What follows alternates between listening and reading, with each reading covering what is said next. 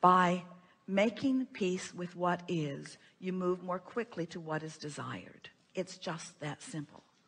And so by making peace with it, we don't mean accepting it and asking it to stay longer.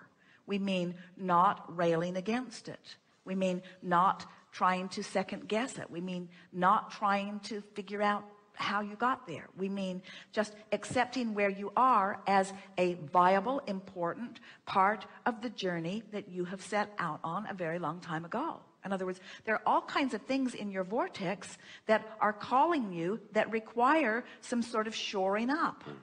It would be like, and this is simplistic sounding, but it would be like when you go to a restaurant, and let's say it's a big place. So it would be like going to a restaurant that has the ability to provide you with wonderful things of all different kinds of cuisines, and sitting there with no comparative experience. All you've had so far is mother's milk and mush.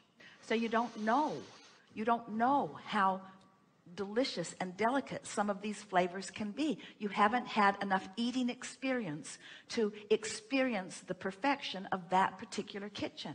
It's way more advanced than your ability to enjoy it. And that's the way this physical world is for almost all of you. The potential for enjoyment is so much more than almost anyone is ready for, because you're not enjoying the contrast that causes you to define and decide.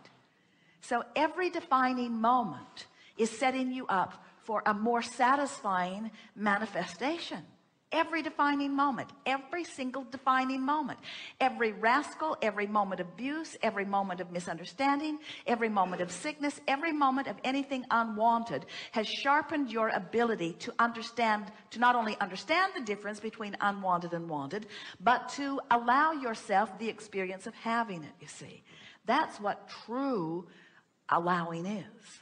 That's the best utilization of this contrasting world in which you are involved. But it's also the best balance for a physically focused non-physical energy.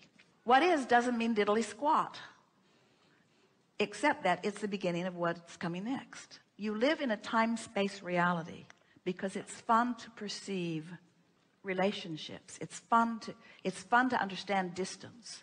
It's fun to understand space. In other words, don't you like being in this room, but don't you like knowing that there's outside?